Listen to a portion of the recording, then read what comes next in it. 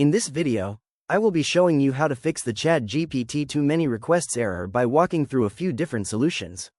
Let's get started. For our first solution, I go up to the address bar and click on the site information icon next to the URL. From the menu, I click on Site Settings. This opens a new Settings tab. Under the Usage section, I click the Delete Data button. A confirmation window appears, and I click Delete. If that first solution didn't work for you, we can try the next method.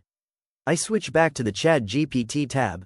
I click the site information icon again, and this time, I select Cookies and Site Data. In this menu, I click on Manage on Device Site Data. A list of saved data appears. I click the trash can icon next to each item to remove all of them. Once they are all cleared, I click Done. If you are still seeing the error, let's move on to the third solution. I go to the top right corner of the browser, click the three-dot menu, and select Delete Browsing Data. In the window that pops up, I click the drop-down menu and change the time range to All Time.